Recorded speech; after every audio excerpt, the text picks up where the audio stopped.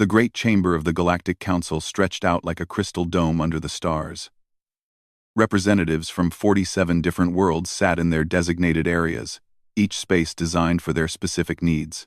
The Veltar delegation occupied the blue-lit section where the gravity was lighter.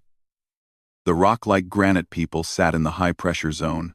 Even the gas-based whisper folk had their own containment area where they could float and communicate through light patterns. Ambassador Zethkri of the Veltar stood at his full height of 7 feet, his pale blue skin gleaming under the chamber lights. His forearms moved gracefully as he reviewed the datapad in his hands. At 312 years old, he was considered young for his species, but his diplomatic record was flawless. 17 first contacts. 17 successful integrations into the Council. Not a single failure in his career. Ambassador Zethkri called out Council Leader Morgan, whose species looked like walking trees with silver bark. Please approach the center platform.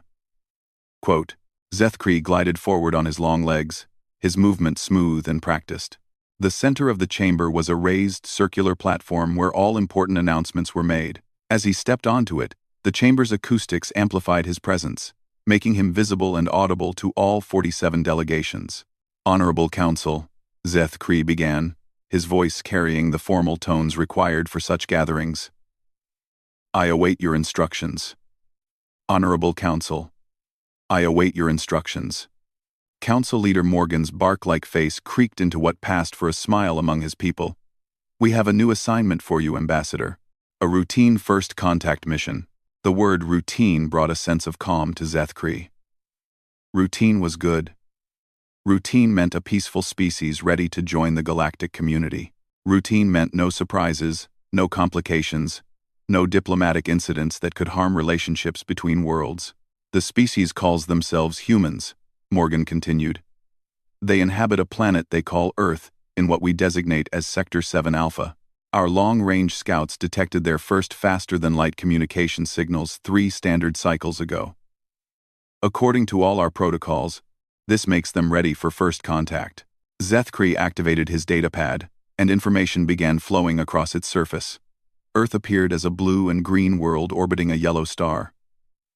The planet was mostly water, with several large land masses. Initial scans showed a population of several billion humans concentrated in urban areas.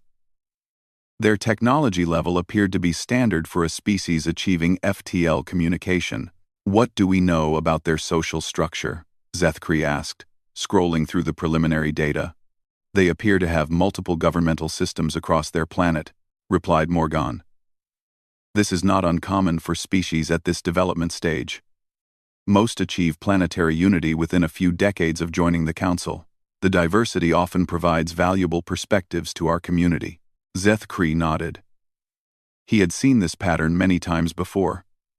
Young civilizations often maintained separate nations or territories until they learned the benefits of working together. The Council's influence usually helped speed up this natural progression toward unity. Their biology? He inquired, noting the basic physical characteristics in the data. Carbon-based, bilateral symmetry, single head with primary sensory organs, 4 limbs, Morgan read from his own display. Average height, approximately 6 feet, much like your own species but shorter. They appear to be omnivores with standard metabolic requirements, no unusual environmental needs.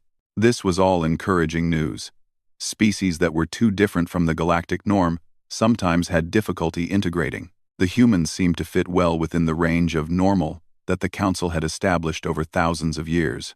Their technology shows typical development patterns, added another Council member, a crystalline being whose voice rang like soft chimes. Energy production, computing systems, basic space travel within their own system. They have achieved sustainable population levels and show signs of environmental awareness. All positive indicators. Zethkri felt the familiar excitement that came with a new assignment. Meeting a new species was always a privilege. Each civilization brought its own culture, art, science, and perspective to the galactic community. The humans would be number 48 if all went well. I accept the assignment, he declared formally. When shall I depart?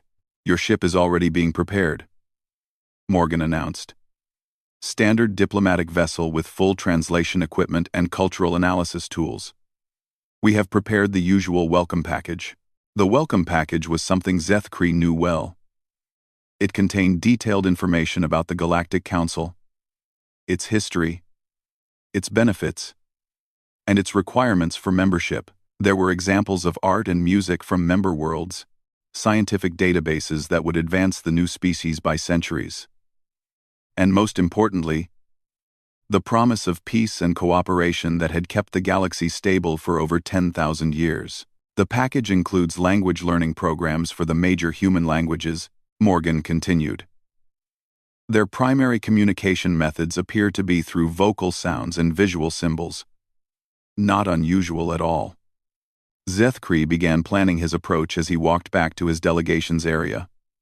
First contact protocols were well established.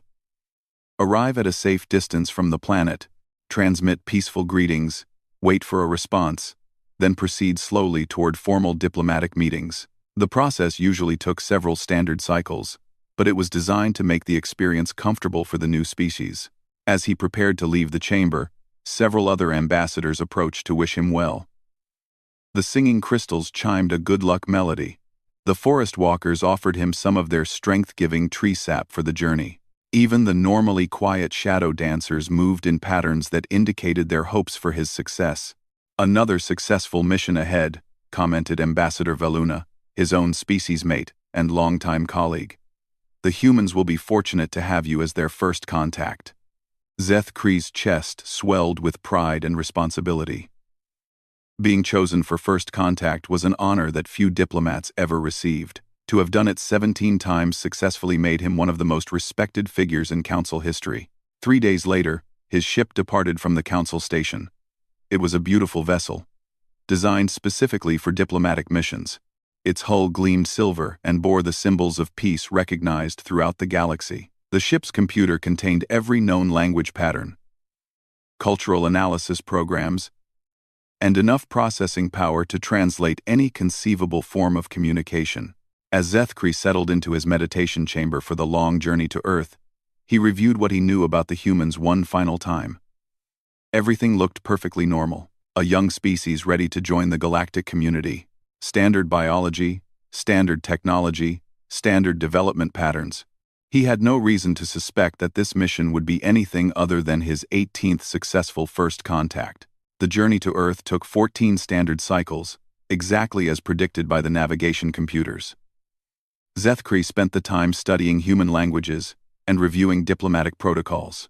By the time his ship reached the edge of Earth's solar system, he could speak basic English, Mandarin, and Spanish. The translation systems had learned even more languages from the radio signals his ship had intercepted during approach. Zethkri positioned his vessel at a safe distance from Earth, just beyond the orbit of their outermost planet. This was standard procedure. Show peaceful intentions by staying far away, then transmit greetings and wait for a response. He had done this 17 times before with perfect success. He activated the communication array and sent out the standard greeting in all major human languages. Greetings, people of Earth. I am Ambassador Zethkri of the Galactic Council. I come in peace to offer friendship and welcome your species into the galactic community. Please respond when you are ready to begin formal diplomatic contact. The message was broadcast on multiple frequencies, designed to be impossible to miss if the humans had any decent communication technology. Zethkri settled back in his command chair to wait. First responses usually took anywhere from a few hours to several days, depending on how long the species needed to overcome their surprise and organize a reply. This time, the response came in less than 10 minutes. Unknown vessel, this is Admiral Sarah Chen of the United Earth Defense Force. You are in restricted space. Maintain your current position and prepare for escort. Do not make any sudden movements or course corrections. Zethkri blinked all 4 of his eyes in surprise. Defense Force? Restricted space? This was not the usual response. Most species reacted with wonder, fear, or excited curiosity. A military response was unusual but not unheard of. Perhaps the humans were simply being cautious. Admiral Chen, I appreciate your prompt response, Zethkri replied. I am honored to make first contact with your people. I have gifts from the Galactic Council and information about the peaceful community of worlds that awaits you. There is no need for military escort, as I come in peace. Noted, Ambassador. However, Earth protocols require all unknown vessels to accept escort. Please stand by. Before Zeth Kree could respond, his ship's sensors began detecting something impossible. Ships were appearing around him, not approaching from the distance, but actually appearing from nothing, as if they had been invisible and suddenly chose to reveal themselves. 6 vessels materialized in a perfect formation around his ship. They were sleek, dark, and bristling with what were obviously weapons. Zeth Kree's computer immediately began analyzing their design and came back with readings that made no sense. The technology was advanced, more advanced than it should be for a species just achieving FTL communication. Impressive, he murmured to himself. Cloaking technology was not unknown in the galaxy, but it was typically developed much later in a species advancement. These humans were full of surprises. Ambassador Zeth Kree, this is Captain Rodriguez, aboard the escort vessel Defiance. We will guide you to the meeting location. Please follow our lead and do not deviate from the designated flight path. The escort ships began moving toward Earth, and Zeth Kree followed as instructed. As they traveled deeper into the Earth system, he noticed more oddities. There were structures in space that his computer could not identify. They appeared to be some kind of industrial platforms, but their purpose remained unclear. Energy readings suggested massive power generation, far more than a developing civilization should need. Most disturbing of all were the defensive installations. As they passed the human planet called Mars, Zeth Kree's sensors detected weapon emplacements that could only be described as planetary defense systems. The energy signatures indicated weapons powerful enough to destroy large spacecraft. Captain Rodriguez, Zeth Kree transmitted, I notice your people have developed impressive defensive capabilities. Most species at your technological level focus on exploration and peaceful development. There was a pause before the reply came. Ambassador, Earth has learned that the galaxy can be a dangerous place. We prefer to be prepared for any situation. This statement confused Zeth Kree greatly. How could humans know the galaxy was dangerous? They had only just achieved FTL communication. They should not know anything about galactic politics or threats, unless they had been contacted before, but that was impossible. The Council maintained careful records of all first contact missions. As they approached Earth itself, Zeth Kree saw even more confusing sights.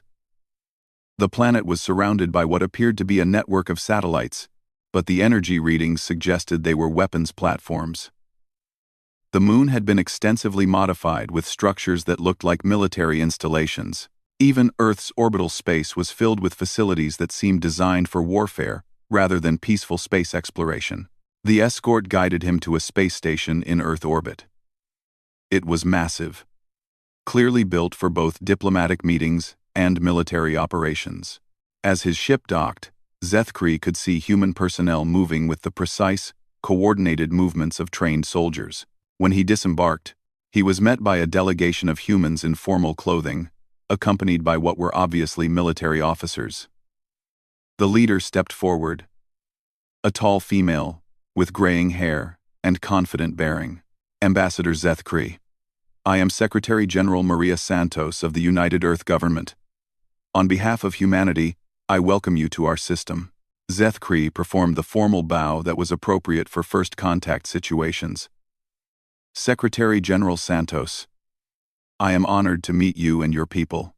I bring greetings from the 47 member worlds of the Galactic Council and an invitation for humanity to join our peaceful community. We appreciate your visit, Ambassador, Santos replied. We have prepared facilities for your stay while we discuss your proposal. However, I should mention that Earth will need time to consider your offer carefully. We have many questions about this Galactic Council and its intentions. This was another unusual response. Most species were eager to learn about the galactic community and jumped at the chance to join. Questions about intentions were typically asked by species that had reason to be suspicious or paranoid. As they walked through the station, Zethkri noticed more details that troubled him. The humans moved like predators, constantly aware of their surroundings. Their eyes tracked movement and assessed threats automatically. Even in this peaceful diplomatic setting, they maintained spacing and positions that suggested military training. The technology around him was also far more advanced than it should be. The walls displayed information that indicated the humans had detailed knowledge of local space conditions, asteroid movements, and energy patterns. They had clearly been monitoring their solar system far more extensively than their development level suggested was possible. "Ambassador," Secretary General Santos said as they reached the diplomatic quarters, "before we begin formal discussions, would you be interested in a tour of Earth? We believe it would help you understand our culture and what membership in your council would mean to us." Zethkri agreed immediately. Cultural tours were standard parts of first contact protocols.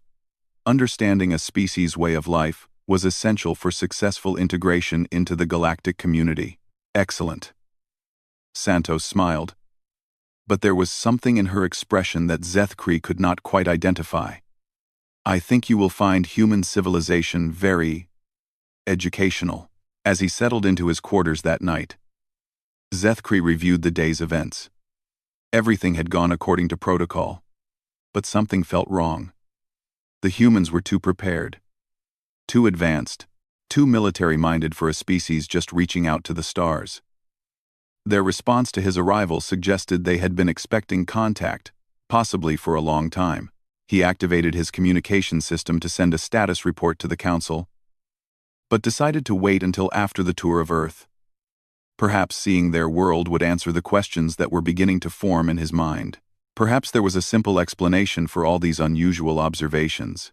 After all, every species developed differently. The humans might simply be more cautious and defensive than most.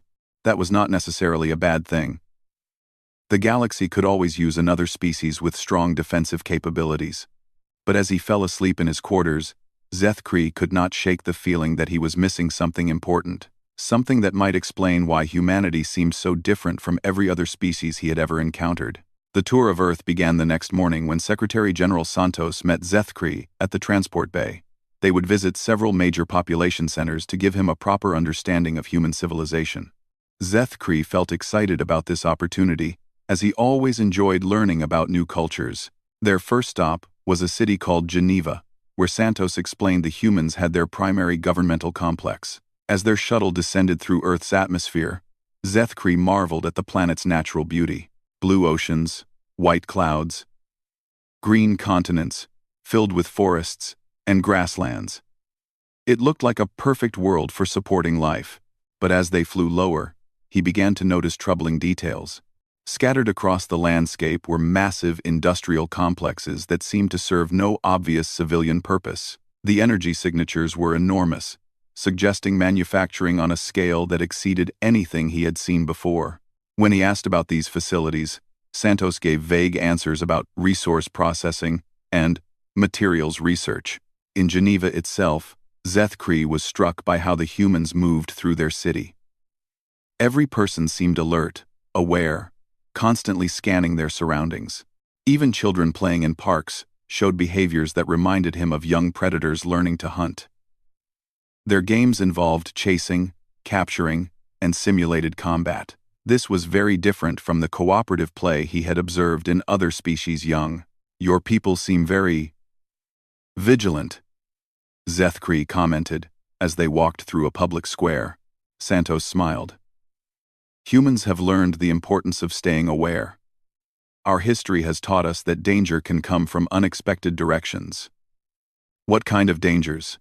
Zethkri asked, genuinely curious. "Other humans?" "Mostly," Santos replied matter-of-factly. "We have not always been as united as we are now." This statement confused Zethkri greatly. Species conflict was not unknown in the galaxy, but most civilizations developed past internal warfare long before achieving space travel. The energy required for major conflicts usually prevented species from advancing technologically.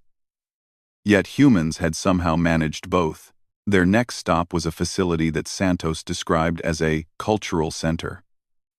But as soon as Zethkri entered, he realized this was unlike any cultural institution he had ever seen. The exhibits displayed human history, but the focus was overwhelming on warfare, conflict, and what humans called military innovation. Display after display showed weapons that had been developed throughout human history. Stone knives gave way to metal swords, which evolved into projectile weapons, which became explosive devices, which transformed into energy weapons. Each development represented not just technological advancement, but better ways to kill. "This is extensive," Zethkri said, staring at a display showing something called a nuclear weapon. The description indicated it could destroy entire cities. "Your people have spent considerable effort developing weapons. Conflict has driven much of our advancement," Santos explained. "Competition makes us stronger, forces us to think creatively, pushes us to exceed our limitations." Zethkri had never heard any species describe warfare as beneficial before. In his experience, conflict was something civilizations grew beyond, not something they embraced as positive. The next section of the museum showed human military history, battle after battle, war after war, century after century of continuous conflict. The humans had been fighting each other for their entire recorded history, yet somehow, instead of destroying themselves, they had become more advanced, more organized, more effective at warfare. One display caught Zethkri's attention. It showed casualty figures from something called World War II. The numbers were staggering. 75 million deaths in a single conflict. For comparison, the total population of some council species was smaller than the number of humans who had died in this one war. "These numbers," Zethkri said quietly, "this represents enormous loss of life." "Yes," Santos agreed. "It was a terrible period. But it also led to unprecedented cooperation afterward. Sometimes conflict teaches lessons that peace cannot." As they continued through the museum, Zethkri began to understand something fundamental about humans. They did not see war as a failure of diplomacy or civilization. They saw it as a natural part of existence, something that made them stronger rather than weaker. This was completely contrary to everything the council believed about intelligent life. Their afternoon visit was to what Santos called a training facility. Zethkri expected to see educational programs or cultural development. Instead, he found himself watching human military exercises. Hundreds of humans moved in perfect coordination across a simulated battlefield.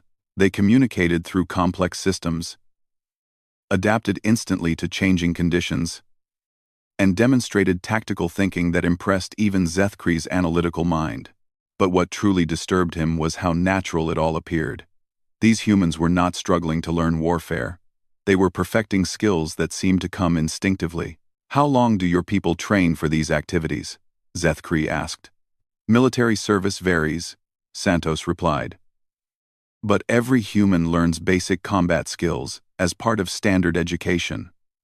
We believe everyone should be capable of defending themselves and their community." Zethkri watched as young humans practiced hand-to-hand combat. They moved like natural fighters, their bodies designed for violence in ways he was only now beginning to recognize. Humans were built for hunting, for killing, for surviving in hostile environments. Their forward-facing eyes, their grasping hands, their endurance and adaptability. All of these were predator characteristics. The realization hit him like cold water. Humans were apex predators. In all his diplomatic experience, he had never encountered an intelligent species that had evolved as the primary hunters of their world. Every other council species had developed intelligence as prey animals, using cooperation and communication to avoid threats. Humans had developed intelligence to become better killers. That evening, Santos arranged for Zethkri to attend what she called a cultural performance. He expected music and art, which he found, but the music told stories of battles and heroes who solved problems through violence. The art depicted warriors and weapons. Even their entertainment focused on conflict and competition. During dinner, Santos introduced him to various human leaders and scholars. The conversations were enlightening, and terrifying. These humans discussed warfare the way other species discussed philosophy or science. They analyzed strategies, debated tactics, and shared stories of famous battles with obvious admiration. One military officer, a general named Harrison, spoke casually about something called asymmetric warfare and force multiplication tactics. When Zethkri asked for clarification, Harrison explained concepts that would revolutionize military thinking across the galaxy. The humans had not just developed advanced weapons. They had developed advanced ways of thinking about conflict itself. "General," Zethkri said carefully, "your strategic concepts seem quite sophisticated. Have your people faced many external threats that required such development?" Harrison laughed, a sound that was somehow both friendly and menacing. "Ambassador, we haven't needed external threats. We've provided all the challenges we needed ourselves. Human versus human conflict has pushed us to develop capabilities that might seem excessive to outside observers." The final shock came when Zethkri asked about space exploration. He assumed that achieving FTL communication meant humans were just beginning to explore beyond their world. Santos exchanged glances with General Harrison before responding. "Ambassador, we should clarify something. We achieved faster-than-light travel decades ago. The communication signals your people detected were not a breakthrough. They were us, deciding it was time to let the galaxy know we exist." Zethkri felt his blood temperature drop. "You have had FTL travel for decades? We wanted to be prepared before making contact," Santos explained. "We have sent unmanned probes throughout local space. We know about the Galactic Council, the member species, the political structure. We have been studying you for quite some time." The room suddenly felt very small to Zethkri. The humans had been watching the Council without the Council knowing they existed. They had studied galactic civilization while remaining hidden. They had prepared for first contact like military strategists planning a campaign. "Why reveal yourselves now?" he asked, though he was beginning to fear the answer. Santos smiled, and for the first time, Zethkri saw something predatory in that expression. "Because we have decided what we want to do about the galaxy. And we think it's time to have a conversation about the future." As Zethkri returned to his quarters that night, his mind raced with implications. Humanity was not a young species seeking guidance. They were apex predators who had been studying the galaxy like hunters evaluating prey. Everything he thought he knew about first contact protocols was wrong. The humans had not been contacted by the Council. The Council had been contacted by the humans. Zethkri slept poorly that night, his mind struggling to process everything he had learned. When morning came, Secretary General Santos appeared at his door, with a different expression than before. The diplomatic politeness was still there, but underneath it was something harder, more direct.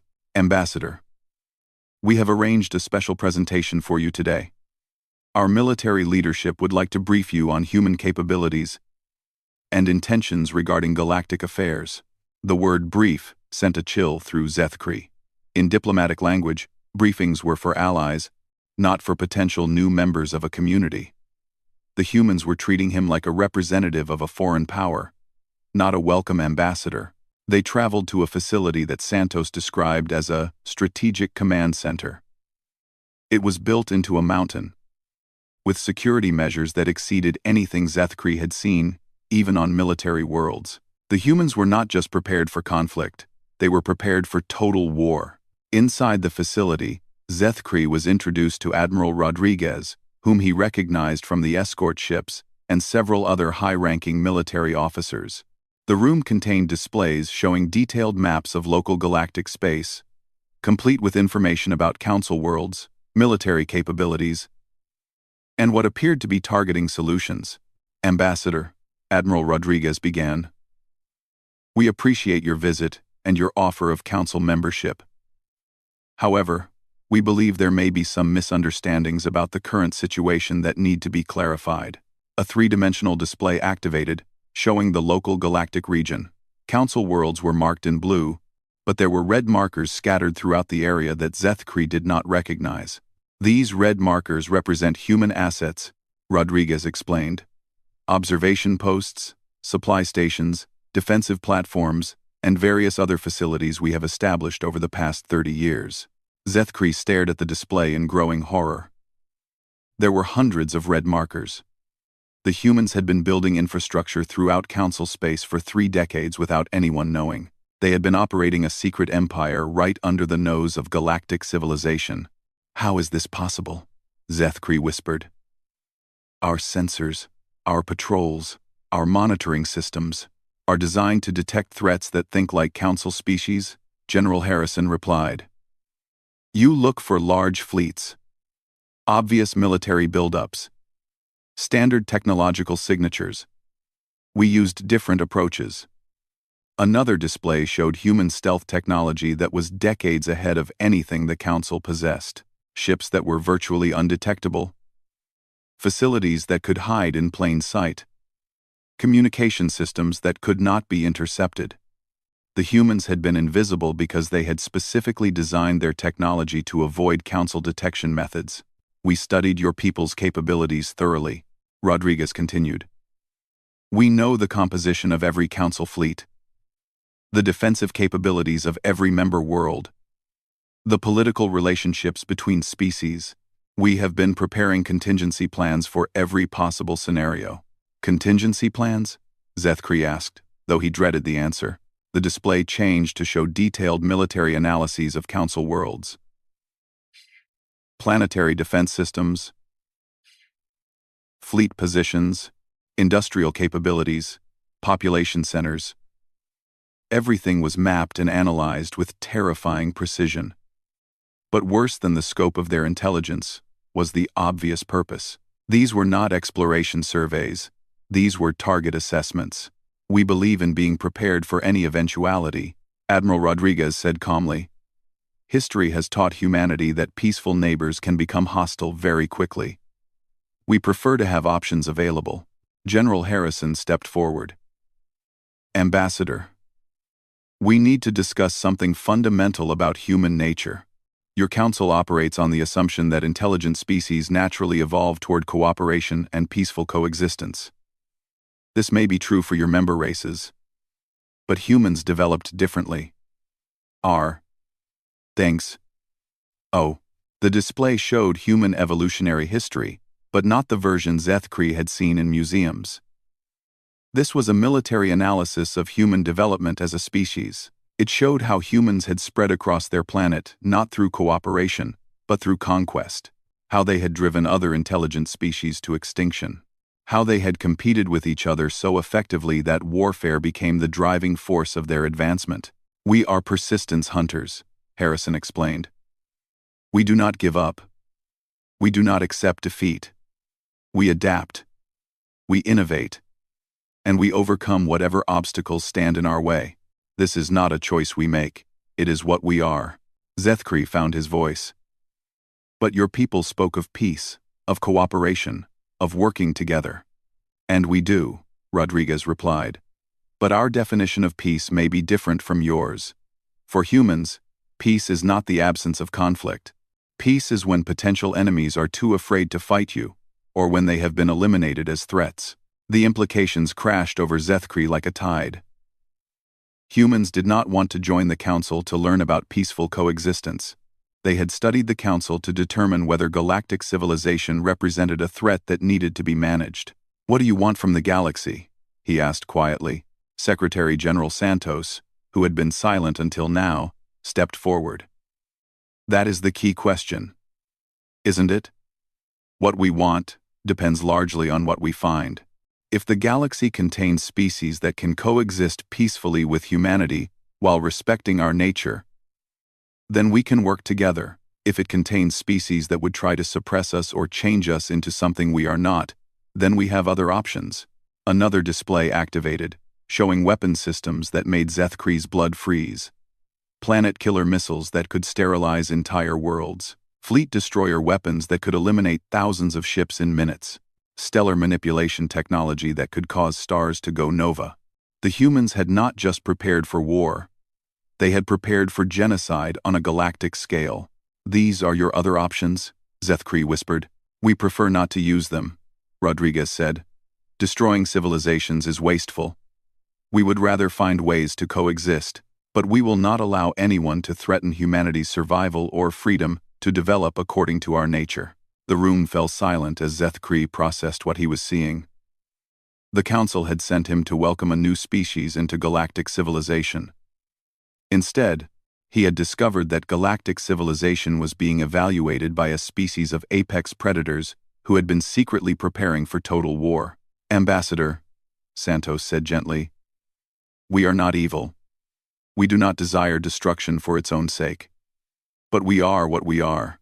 Humans have survived and thrived because we are willing to do whatever is necessary to protect ourselves and our interests. The galaxy can either accept this reality or face the consequences." "What are you asking of me?" Zethkri said.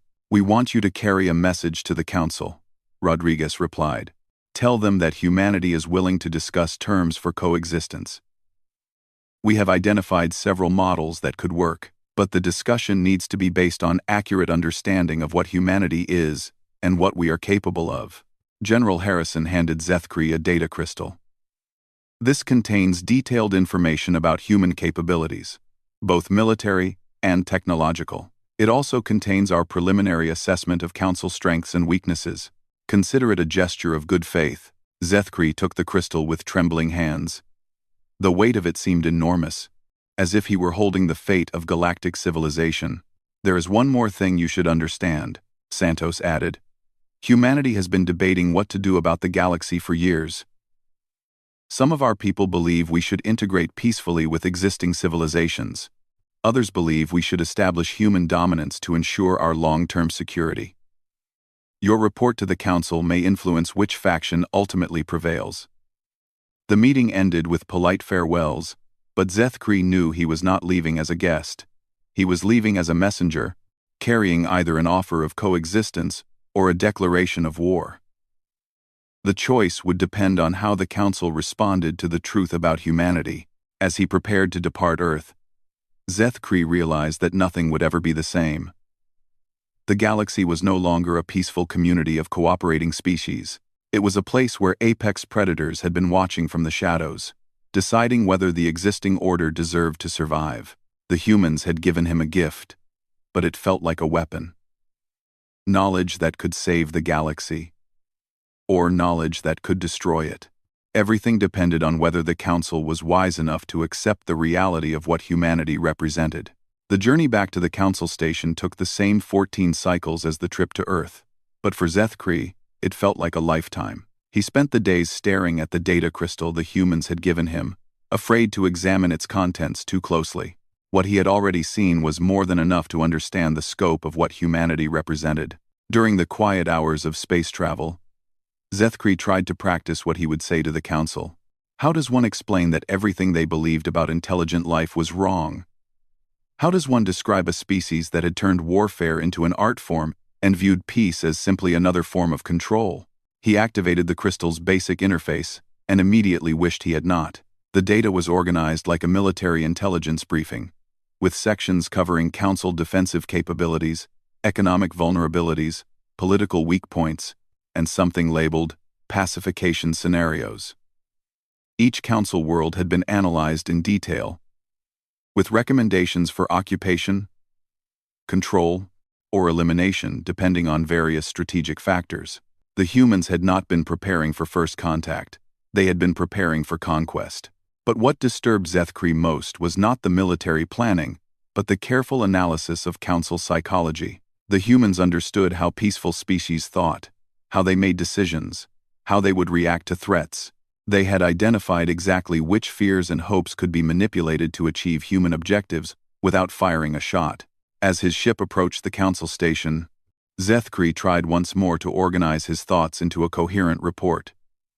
The Council would need to understand the danger they faced, but they would also need to understand that humanity was offering a choice: submit to human dominance, or face extinction. Those appeared to be the only options. The docking procedures felt surreal after what he had experienced on Earth. The Council station represented 10,000 years of peaceful cooperation, scientific advancement, and cultural exchange. It was beautiful, elegant, and completely defenseless against a species that specialized in warfare. Council leader Morgan was waiting for him at the docking bay, along with several other senior representatives. Their faces showed the excitement and curiosity that always accompanied successful first contact missions. They expected good news, a new member species, another addition to their peaceful community. Ambassador Zeth Kree, Morgan said warmly, "Welcome home. We are eager to hear about the humans and begin preparations for their integration into the Council." Zeth Kree opened his mouth to speak, but no words came out. How could he explain that integration was not what the humans wanted? How could he describe species that viewed the entire galaxy as territory to be claimed or threats to be eliminated?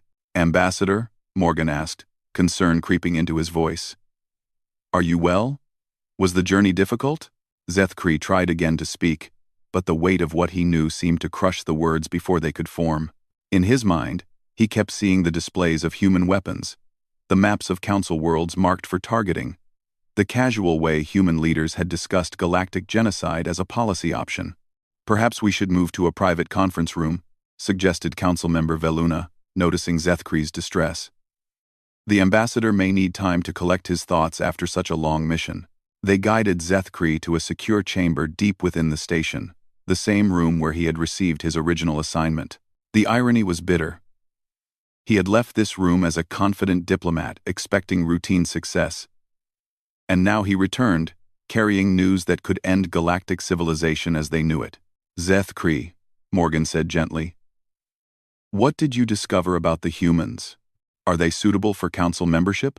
The question broke something inside Zeth Kree. Suitable for membership? The humans were not asking for membership. They were deciding whether the Council deserved to continue existing. The gap between Council expectations and human reality was so vast that bridging it seemed impossible. Zeth Kree began, then stopped. How could he explain that humans had been watching the Council for decades, studying them like scientists studying laboratory specimens? How could he describe their casual discussions of planetary destruction and species elimination? "They are different," he finally managed. "Different how?" Veluna asked. "Unusual biology? Strange cultural practices? We have successfully integrated many diverse species." Zeth Kree thought about human cultural practices. Their entertainment focused on violence. Their children played war games. Their greatest heroes were warriors who had killed thousands. Their entire civilization was built on the foundation of successful predation and conquest. "They are predators," he whispered. The Council members looked confused.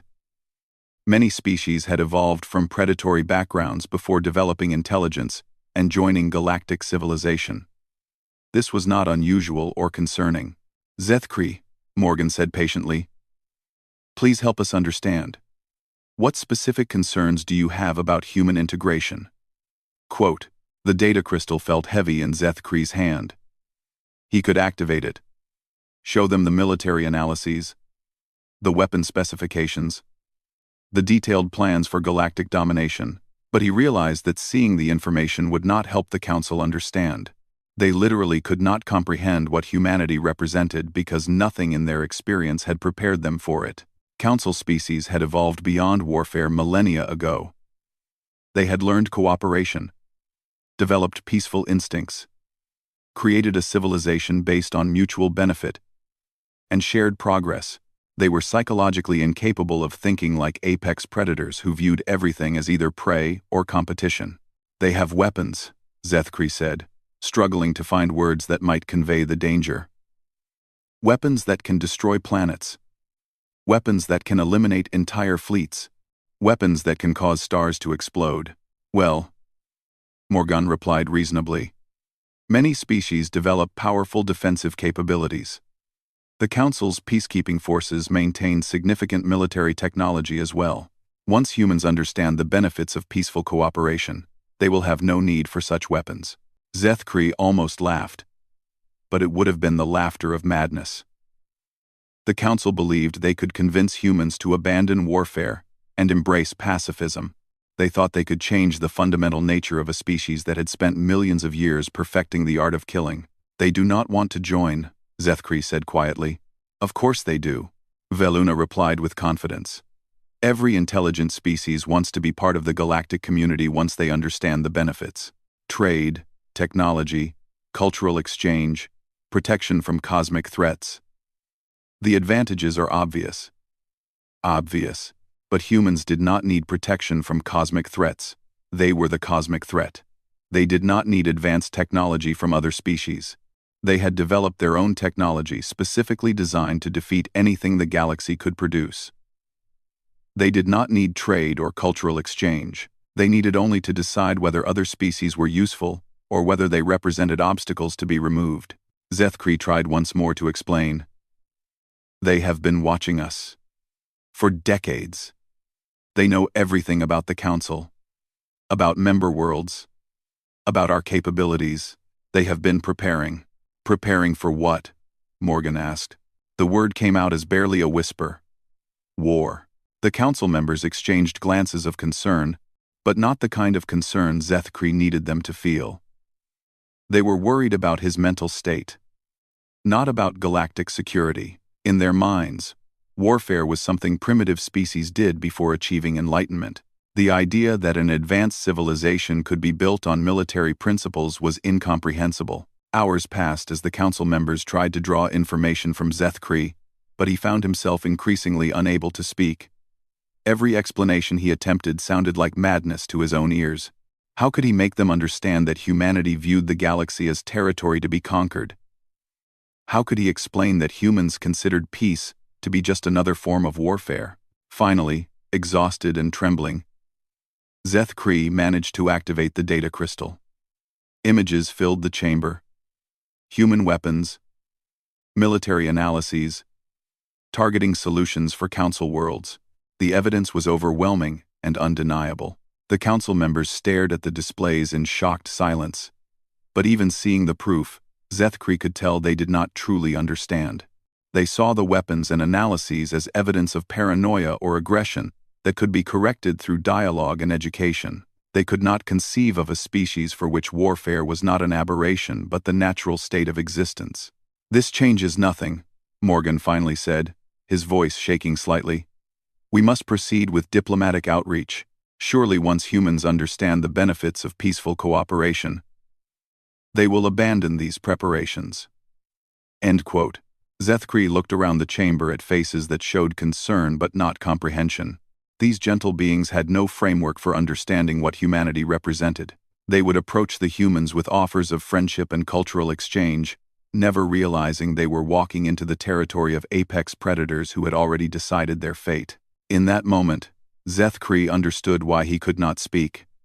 It was not fear that silenced him, though fear was certainly present. It was the crushing realization that nothing he could say would prepare the council for what was coming. They were psychologically incapable of thinking like predators, which meant they were incapable of defending against them. The humans had won before the war even began, simply by being what they were. They had studied their prey thoroughly, identified every weakness, prepared every necessary tool. All that remained was the decision of whether to strike quickly or slowly. As the council members continued to discuss diplomatic strategies and peaceful solutions, Zethkri could only sit in silence and tremble. In his mind, he kept hearing Admiral Rodriguez's words. Peace is when your enemies are too afraid to fight you. The galaxy was about to learn what human peace looked like, and there was nothing anyone could do to stop it. Run, he whispered, so quietly that only he could hear.